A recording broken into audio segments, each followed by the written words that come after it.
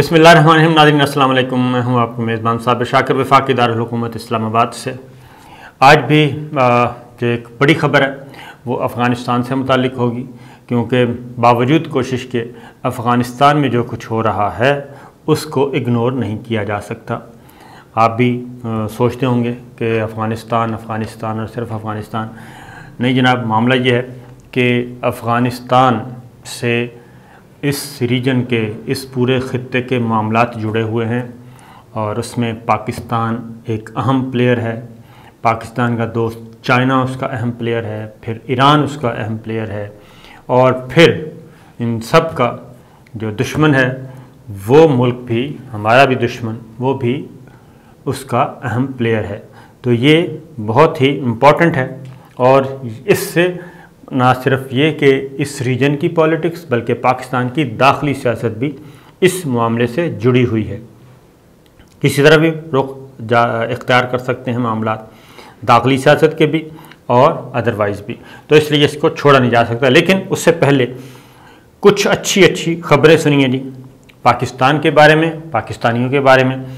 और मज़ेदार नंबर 1 ये कि ओवरसीज़ पाकिस्तानीज़ इस वक्त जितना जी अपना तन मन लुटा रहे हैं पाकिस्तान पे, इसमें कोई शुबा नहीं है।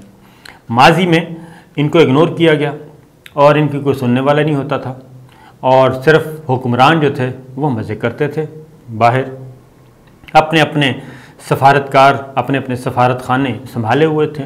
मनी लॉन्ड्रिंग हो रही थी, इन्वेस्टमेंट हो रही थी, फैक्ट्रियाँ लग रही थी बैरून मुल्क, अपार्टमेंट ख़रीदे जा रहे थे। लेकिन बैरून मुल्क जो मुकीम पाकिस्तानी हैं, जिनको ओवरसीज़ समंदर पार पाकिस्तानी कहा जाता है, उनकी इज़्ज़त नफ्स का कोई ख्याल नहीं रखा जा रहा।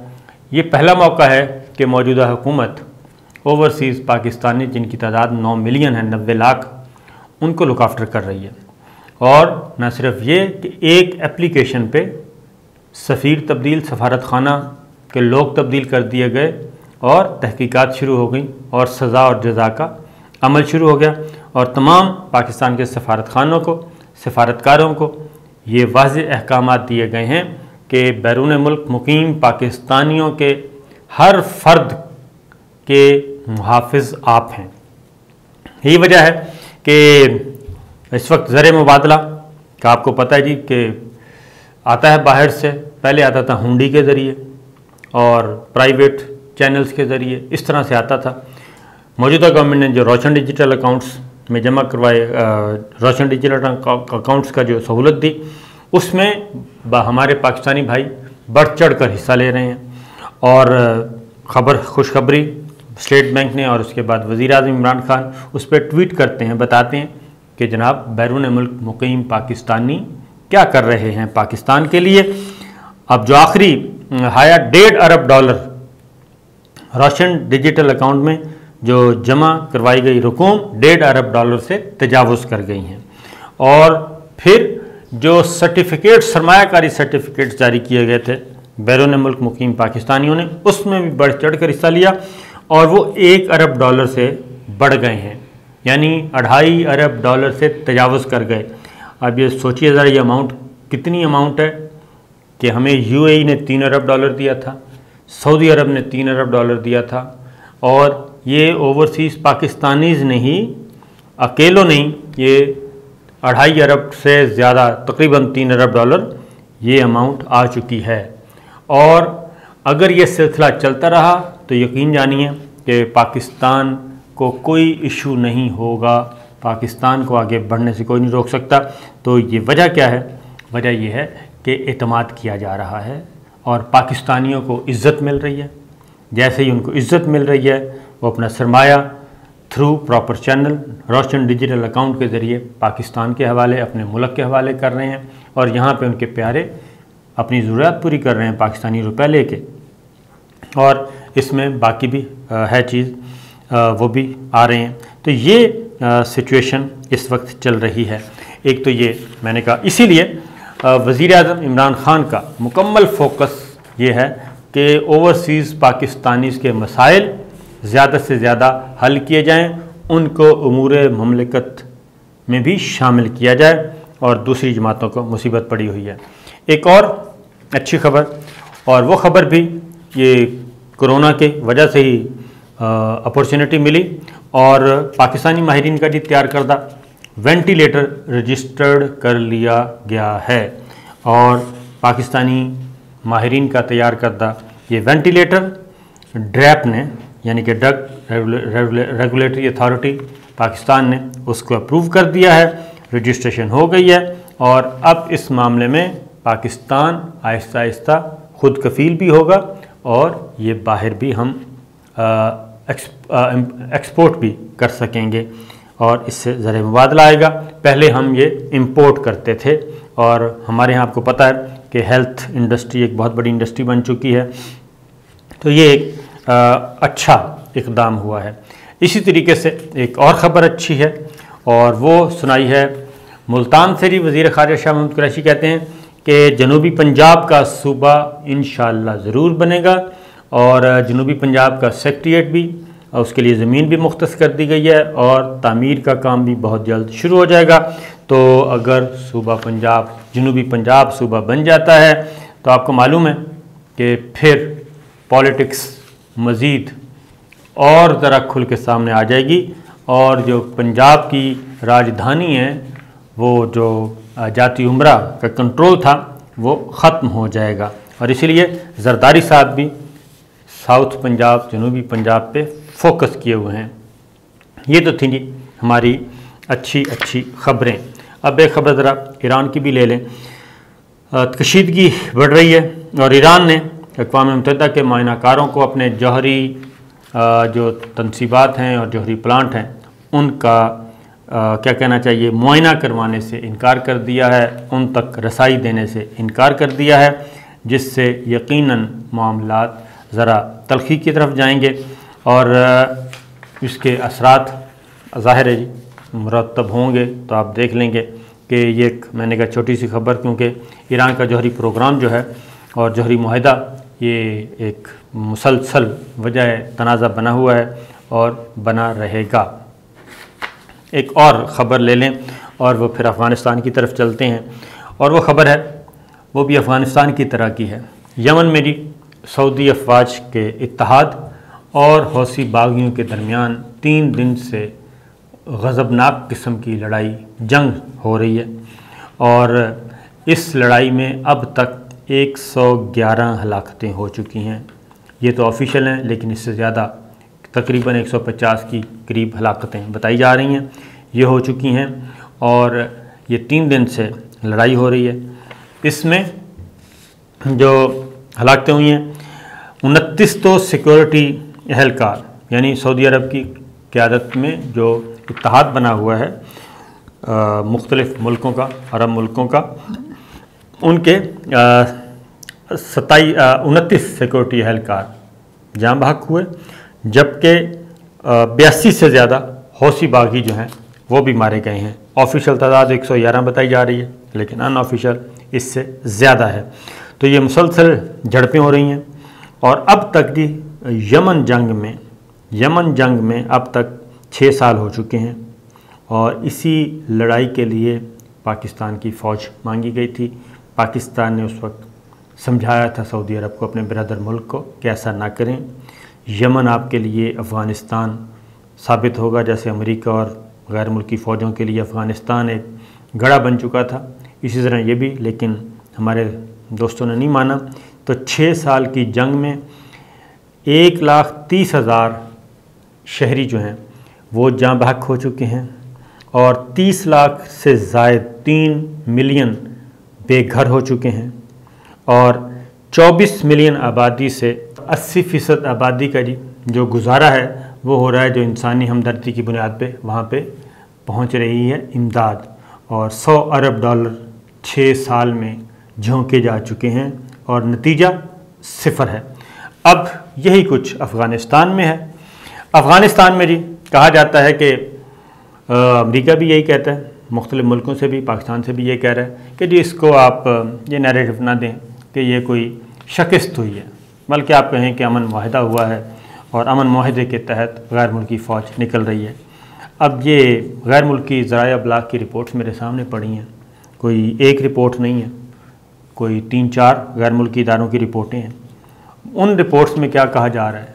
उन रिपोर्ट्स में ये कहा जा रहा है कि 4 दहाइयों से ज़ायद मुद्दत हो गई है, अफ़गानिस्तान में जंग है, और एक चीज़ जो 4 दहाइयों में सादिक आई सब पे, वो क्या है जो तब्दील नहीं हुई? वो कहते हैं वो है कि अफ़गानिस्तान आलमी ताकतों का कब्रिस्तान रहा है।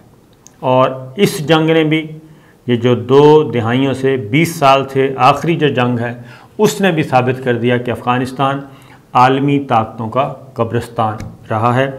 और इसमें अफ़गानिस्तान से आलमी ताकतों को ना पहले कुछ मिला और ना अब कुछ मिला। पहले भी खाली हाथ वापस जाना पड़ा, बल्कि सब कुछ लुटा के, और अब भी खाली हाथ जा रहे हैं। 4 मुल्क हैं जी अफ़गानिस्तान के इर्द गिर्द, और जिनका मुस्तकबिल अफ़गानिस्तान के अमन से जुड़ा हुआ है।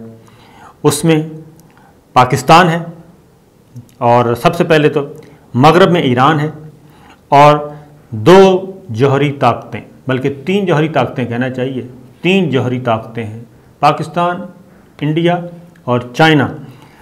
पाकिस्तान और इंडिया मशरक़ में, चीन शुमाल में बैठा है, और ईरान अगेन वो भी जौहरी प्रोग्राम उसका जारी है, और कहाँ तक कामयाब है कहाँ नहीं। तो ये आप देख लें कि अफ़गानिस्तान के चारों तरफ 3 मुकम्मल जौहरी ताकतें हैं और एक नीम जौहरी ताकत। तो ये है उसकी strategic location. Afghanistan analyst network के मिस्टर थॉमसन जी, उनकी रिपोर्ट है। वो ये कहते हैं कि अफ़गानिस्तान की सरज़मीन कई दहाइयों से दुश्मनियों में घिरी हुई है। और उसके बाद एक और इदारा है इंटरनेशनल क्राइसिस ग्रुप, वो क्या कहता है? वो ये कहता है कि पाकिस्तान इम्पॉर्टेंट प्लेयर है अफ़गानिस्तान के लिए। जो सबसे अहम प्लेयर है वो है पाकिस्तान, और पाकिस्तान को इग्नोर किए बग़ैर आप अफ़गानिस्तान में कोई पायदार क़याम अमन का नहीं सोच सकते, क्योंकि पाकिस्तान एक ऐसा मुल्क है कि जिसकी वजह से अफ़गानिस्तान, इंडिया और वस्त एशियाई रियासतें पाकिस्तान दरमियान में बैठा है, वो बड़ा इम्पॉर्टेंट है। इसलिए पाकिस्तान को इग्नोर ना करें और ज़रा बना के रखें।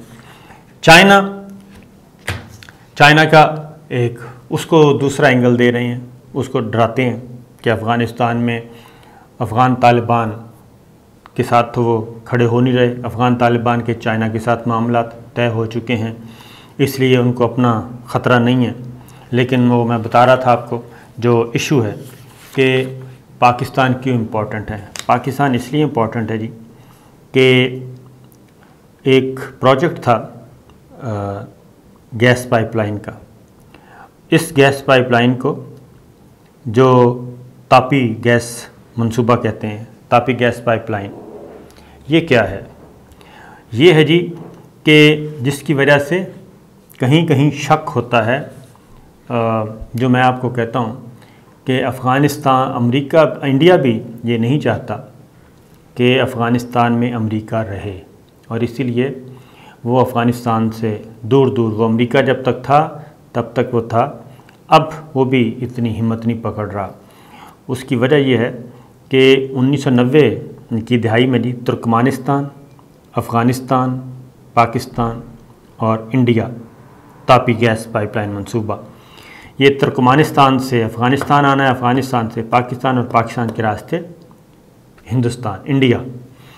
ये वो असल प्रोजेक्ट है जिसकी वजह से ये क़दर मुश्तरक है, जहाँ पे इंडिया और पाकिस्तान, दिल्ली और इस्लामाबाद का मफाद एक है, और इंडिया अब दोबारा जो राब्ते कर रहा है अफ़गान तालिबान के साथ, कि अफ़गान तालिबान की सियासी ताकत को भी अमेरिका ने तस्लीम कर लिया, फ़ौजी ताकत भी तस्लीम कर ली है। ये दोनों चीज़ें तस्लीम की हैं, तो वो उसके साथ मुज़ाकरात की मेज़ पे बैठा और अमन मुआहिदा किया, उस पर मुहर लगाई एक्नॉलेजमेंट की। तो ये वो चीज़ है जिसकी वजह से अब इंडिया भी ज़रा कोशिश कर रहा है। और फरवरी के आगाज़ में, इस साल फरवरी के आगाज़ में एक वफ़द तुर्कमानिस्तान के दौरे को गैस पाइपलाइन मंसूबे से मुंसलिक कर रहा है। और तालिबान ने भी तालिबान भी अब ये कह रहे हैं कि जो इस तरह के प्रोजेक्ट्स हैं वो उनको ज़मानत फ्राहम करेंगे। तो इस तरह से मामलात चल रहे हैं। अलबत्ता अब आगे जाके एक और चीज़ आ रही है। मैं वही कह रहा हूँ कि रीजनल प्लेयर जो हैं वो कहीं ना कहीं आपस में मिले हुए हैं, कुछ अलग-ऐलान मिले हुए हैं और कुछ दरपर्दा मिले हुए हैं। और तालिबान के तर्जुमान अफ़गान तालिबान के तर्जुमान ने एक और बात भी वाज़ेह कर दी है, वो ये है कि अमेरिका पेंटागन की तरफ से कहा गया था कि उनके 600 से 700 ट्रूप्स के फ़ौजी जो हैं, अमेरिकी फ़ौजी, वो अफ़गानिस्तान में मुकीम रहेंगे अपने सफारतकारों की हिफाजत के लिए। और मुख्तलिफ कहा जा रहा है सफारतकारों के लिए, लेकिन अदरवाइज़ तो उसका रद्द-ए-अमल सामने आ गया। अफ़गान तालिबान की तरफ से कहा गया कि जी अगर सितंबर के बाद कोई भी गैर मुल्की फ़ौजी हुआ तो उस पे हमला करने का हक़ जो है वो महफूज रखते हैं अफ़गान तालिबान, क्योंकि जो हमारा मुआहदा हुआ है उस मुआहदे के मुताबिक हर सूरत में तमाम गैर मुल्की अफ़वाज को यहाँ से निकलना है। इसलिए अगर कोई ये सोच रहा है कि सितंबर के बाद भी अमेरिका या किसी भी गैर मुल्की फ़ौजी यहाँ पे रहेगा तो ये कबूल नहीं किया जाएगा। सुहेल शाहीन ने दोहा में अल जज़ीरा को इंटरव्यू दिया और उन्होंने अपना पॉइंट ऑफ व्यू दे दिया। उन्होंने कहा कि ये मुआहदे में मौजूद हैं सारी चीज़ें, लिहाजा इस बारे में कुछ नहीं सोचा जा सकता, क्योंकि तुर्की की फ़ौज को, तुर्की को भी यही मैसेज दिया गया था, जिसकी वजह से वो भी पीछे हट गए और अब वो भी इस ऑप्शन पे बात नहीं कर रहे। तो ये है मामला जी। बाकी इंशाल्लाह एक फिर कुछ और बातें हैं, कुछ और ख़बरें हैं, वो चलते रहेंगे। तो देखते हैं क्या होता है। इजाज़त दीजिए, अल्लाह हाफ़िज़।